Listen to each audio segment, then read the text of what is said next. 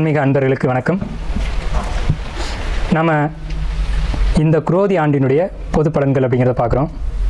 திருவாக்கும் செய்கரமும் கைகூட்டும் செஞ்சொல் பெருவாக்கும் பீடும் பெருக்கும் உருவாக்கும் ஆதலால் வானோரும் ஆணிமுகத்தனை காதலால் கூப்புவதும் கை.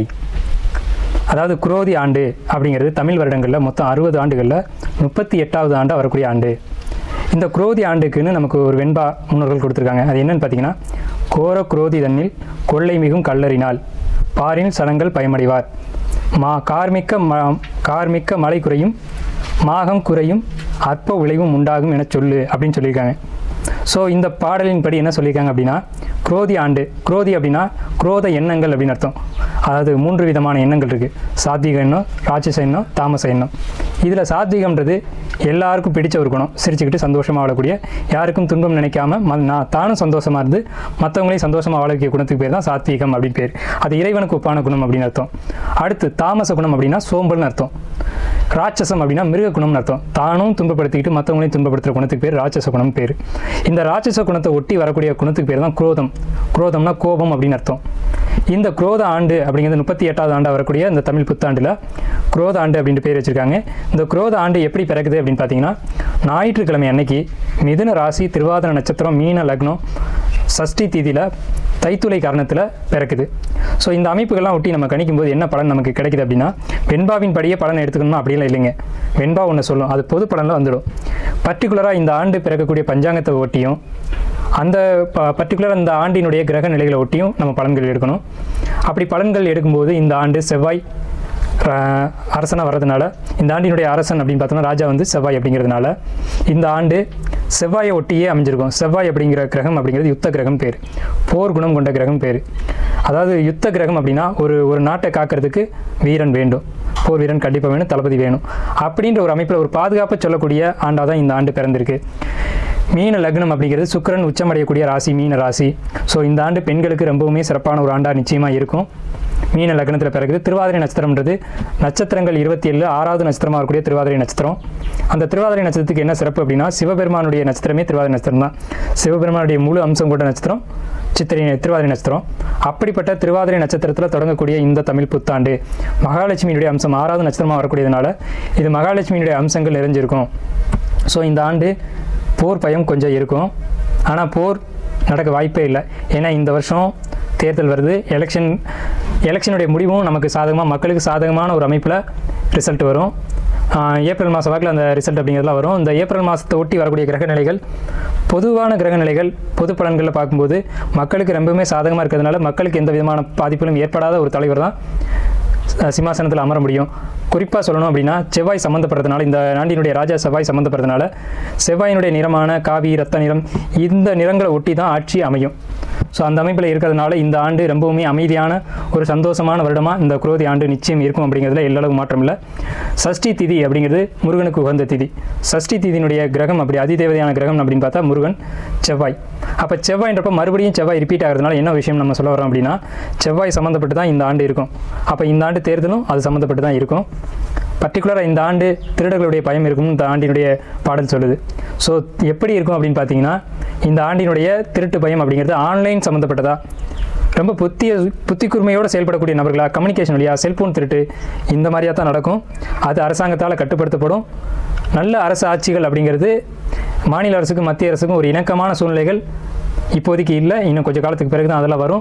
காலங்கள் படிப்படியாக எல்லாத்தையும் மாற்றும். குறிப்பாக பர்டிகுலராக நம்ம எடுக்க வேண்டிய விஷயம் அப்படிங்கிறது, இந்த ஆண்டில் நீங்கள் தெரிஞ்சுக்க வேண்டிய முக்கியமான விஷயம் என்ன அப்படின்னு பார்த்தீங்கன்னா, இந்த ஆண்டு ஆலயங்கள் புதுப்பிக்கப்படும், ஆலயங்கள் புதிதாக கட்டப்படும். கடந்த வருஷம் ஆலயங்களுக்கே சோதனை நடந்தது. நம்ம கஷ்டம்னு சொன்னால் கடவுள்கிட்ட போவோம். கடவுளுக்கே கடந்த ஆண்டு வந்து கஷ்டமாக தான் இருந்தது. பெட்ரோல் குண்டு வீசினதாக இருக்கட்டும், கோயில்கள் இடித்ததாக இருக்கட்டும், அரசாங்கமே கோயில்களை இடித்ததாக தான் ஒரு அபத்தமான ஒரு நிலை. ஸோ அந்த நிலைகள் எல்லாம் இந்த ஆண்டு மாறும். மக்களுடைய ஒரு ஒற்றுமையினால், மக்களுடைய ஒரு, அதாவது செவ்வாய் வந்து பாசத்துக்கும் கிரகம், வீரத்துக்கும் கிரகம். அப்போ மக்கள் எல்லாம் ஒன்று கூடுவாங்க. செவ்வாய் தான் பங்காளிகளுக்கான கிரகம்.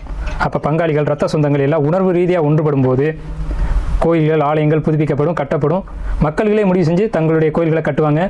குறிப்பாக இந்த ஆண்டு அவங்கவுங்களுடைய குலதெய்வத்தை வழிபாடு பண்ணுங்கள். உக்கிரமான தெய்வங்களை எடுத்து வழிபாடு பண்ணுங்கள். அதுதான் ரொம்ப முக்கியம். நம்ம குலதெய்வத்தை விட்டுட்டு நம்ம மற்ற தெய்வங்களை போய் வழிபாடு பண்ணுறதுல எந்த பிரயோஜனமும் இல்லை. உங்களுடைய தெய்வங்கள், உங்கள் வீட்டு தெய்வங்கள், குல தெய்வங்கள் இதை வழிபாடு பண்ணுங்கள். அதுக்கு இந்த குரோதி ஆண்டு ரொம்பவுமே பாசிட்டிவான ஒரு அதாவது சாதகமான ஒரு அமைப்பில் தான் இந்த குரோதி ஆண்டு பிறக்குது. என்ன காரணம் கேட்டிங்கன்னா, செவ்வாய் பலமாக இருக்குது. செவ்வாய் இந்த ஆண்டு 45 நாளுக்கு ஒரு ராசி மாறக்கூடிய இந்த செவ்வாய் இந்த ஆண்டு முழுக்க பார்த்தோம்னா, இப்போதைக்கு ஆண்டு பிறக்கும்போது கும்பராசிலையும் ஆண்டு முடிவு வரைக்கும் பார்த்தோம்னா சிம்மராசி வரைக்கும் அவங்களுடைய பயணம் இருக்கும், செவ்வாயினுடைய பயணம் இருக்கும். இந்த 7 ராசிகளுக்குள்ள செவ்வாய் பயணிக்கும் போது செவ்வாய் எப்பவுமே நன்மைகளை மட்டுமே செய்யும். ஸோ இந்த ஆண்டு நன்மைகளை மிகுதியாக கொண்ட ஒரு ஆண்டு அப்படிங்கிறதுல மாற்றம் இல்லை. இந்த ஆண்டு சனி கும்பத்தில் இருக்காங்க அப்படின்றதுனால நிற்கப்பட்ட ஆலய வழிபாடுகள் மீண்டும் தொடரும். 30 வருஷம், 40 வருஷம், 50 வருஷமாக நின்று போன குலதெய்வ வழிபாடுகள் இந்த ஆண்டு நிச்சயம் நடந்தே தீரும். அதில் மாற்றமே இல்லை. ஸோ இந்த ஆண்டு அதாவது இறை அனுக்கிரகத்துக்கான ஒரு வருடமாக இருக்குது. குறிப்பாக பழமையான தெய்வங்கள், விட்டு போன தெய்வங்கள் அதெல்லாம் எடுத்து வழிபடக்கூடிய ஒரு ஆண்டாக இருக்குது. நான் மறுபடியும் சொல்கிறேன், பழமையான தெய்வங்கள், பழமையான வழிபாடுகள் இந்த ஆண்டு புதுப்பிக்கப்படும். அதுக்கு இந்த சனி பகவான் கும்பத்திலிருந்து சப்போர்ட் பண்ணுவார். மேஷத்தில் இருக்க குரு பகவான் அதுக்கு உதவியாக இருப்பாங்க. ஏன்னா குரு தான் இறை வழிபாடு, இறை நம்பிக்கை அப்படிங்கிற கிரகம். சனி பழமையான தெய்வங்களுக்கான கிரகம். ஸோ இந்த ஆண்டினுடைய கிரக நிலைகள் எல்லாமே ஆன்மீகத்துக்கு ஏற்ற ஆண்டாக இருக்குது. பெண்களுக்கு ரொம்ப சப்போர்ட்டிவான வருஷமாக இருக்குது. ஏன்னா இந்த ஆண்டு சுக்கிரனுடைய கிரக நிலைகள் இந்த ஆண்டு தொடங்கும் போதே சுக்கிரன் உச்சத்தில் இருக்காங்க. ஸோ அப்போ பெண்களுக்கு ரொம்ப சாதகமாக இருக்கும். பெண் குழந்தைகளுக்கு சின்ன சின்ன பாதிப்புகள் ஏற்பட வாய்ப்பு உண்டு. அது மட்டும் நம்ம ஒரு எச்சரிக்கையாக இறுதியாக சொல்லிக்குவோம். ஏன்னா எதிர்மறையான ஒரு விஷயமா இருக்குது அப்படின்றதுனால கடைசியாக சொல்லணும் அப்படிங்கிறதுக்காக நம்ம கடைசியாக சொல்லியிருக்கோம். பெண் குழந்தைகளை, பர்டிகுலராக குழந்தைங்களை பெரியவங்க பெற்றவங்க ஒவ்வொரு நிமிஷமும் கவனத்தோடு கையாளுங்க. குழந்தைங்க உங்கள் கண் பார்வையிலே இருக்கட்டும். தொழில், வேலை எல்லாம் முக்கியம்தான். குழந்தைக்கு பிறகு தான் வருமானம் அப்படிங்கிறதெல்லாம். குழந்தைங்களுக்காக தான் நம்ம சம்பாதிக்கிறோம். அதனால் பெற்றவங்க குழந்தைங்களை கைக்குள்ளேயே வச்சு பார்த்துக்கோங்க. ஏன்னா இந்த ஆண்டு குழந்தைகளுக்கு சின்ன சின்ன சங்கடங்கள் நிகழும் அப்படிங்கிறத பட்ட வெளிச்சமாக ஆணித்தரமாக சொல்லிக்கிட்டு இருக்கு. அதுக்கான கிரக நிலைகள் அப்படி இருக்குன்றதுனால நான் உங்களை வேண்டி விரும்பி அதை நான் கேட்டுக்கிறேன். குரோதி ஆண்டு எல்லோருக்கும் நன்மைகள் நடக்க என்னுடைய வணக்கங்களும் வாழ்த்துக்களும்.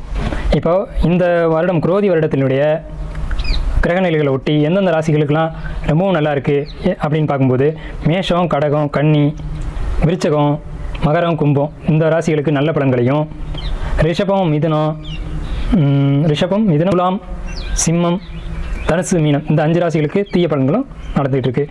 தீய பலன்கள் அப்படின்னா தீமையான பலன்கள் அப்படின்னு அர்த்தம்ல, நார்மலாக இருக்குது. இவங்க கொஞ்சம் கவனமாக இருக்கணும் அப்படின்னு அர்த்தம். காலபுருஷ ராசி தத்துவத்தில் 7வது ராசியான துலாம் ராசி இந்த குரோதி வருஷத்தினுடைய தமிழ் புத்தாண்டில் இந்த ஆண்டு முழுக்க துலா ராசிக்கு என்ன விதமான பலன்கள் நடக்க இருக்குது இந்த வருட கிரக நிலைகள் ஒட்டி அப்படின்னு பார்த்தோம் அப்படின்னா, இந்த வருட கிரக நிலைகள் ஃபஸ்ட்டு துலா ராசிக்கு 12ஆம் வீட்டில் கேது 2ஆம் வீட்டை பார்க்குது. துலா ராசிக்கு 10ஆம் வீட்டை பார்க்குது. 10ஐயும் 2ஐயும் கேது பகவான் பார்க்குறார். துலா ராசிக்கு 6ஆம் வீட்டில் ராகு பகவான் இருக்கார். துலா ராசிக்கு 5ல் சனி ஆட்சி. துலா ராசியை வருடம் தொடங்கி 1 மாதம் வரைக்கும் குரு பகவான் பார்த்துக்கிட்டு இருக்கார். இது நல்ல ஒரு விஷயம். மே மாதத்துக்கு பிறகு துலா ராசிக்கு 8ஆம் வீட்டுக்கு குரு பகவான் போய் மறைஞ்சிறார். ஸோ இந்த அமைப்பில் இந்த வருட கிரக நிலைகள் துலா ராசிக்கு இருக்குது. சனி பகவான் துலா ராசிக்கு 7ஆம் வீட்டை பார்க்குறாங்க. துலா ராசிக்கு 2ஆம் வீட்டை பார்க்குறாங்க. துலா ராசிக்கு பாதகஸ்தானம் சொல்லக்கூடிய 11ஆம் வீட்டை பார்க்குறாங்க. ஸோ இந்த பார்வைகள், இந்த கிரக நிலைகள் என்ன பலன்களை கொடுக்குது அப்படின்னு பார்த்தீங்க அப்படின்னா, துலா ராசிக்கு இந்த ஆண்டு அவ்வளவு சிறப்பாக இல்லைன்னு ஷார்ட்டாக சொல்லிடலாம். சின்ன சின்ன இடர்பாடுகள் இருக்கத்தான் செய்யும். ஆனாலும் குரு பகவான் காப்பாற்ற தான் செய்வார். எந்த ஒரு ராசியுமே அவர் கெட்டாலும் மறைஞ்சாலும் காப்பாற்றி விட்டுக்கிட்டே இருப்பார். இதுதான் அவருடைய வேலை. அந்த அடிப்படையில் குரு பகவான் துலா ராசிக்கு எந்த இடங்களில் காப்பாற்றுறாரு, எங்கெங்கெல்லாம் சிக்கலை கொடுக்குறாரு அப்படிங்கிறத நம்ம பார்ப்போம். துலா ராசிக்கு 5ல் சனி ஆட்சி பலம் அடைவது நன்மை தான்.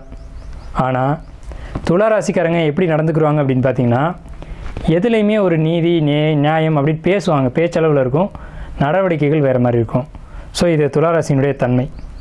அப்போ சனி 5ல் ஆட்சி பலம் அடையிறதுனால இவங்களுக்கு இந்த காலகட்டங்கள் சிறப்பாக தான் இருக்குது. ஆனால் 6ஆம் வீட்டில் இருக்கக்கூடிய ராகு பகவான் நன்மையை சொல்லலை.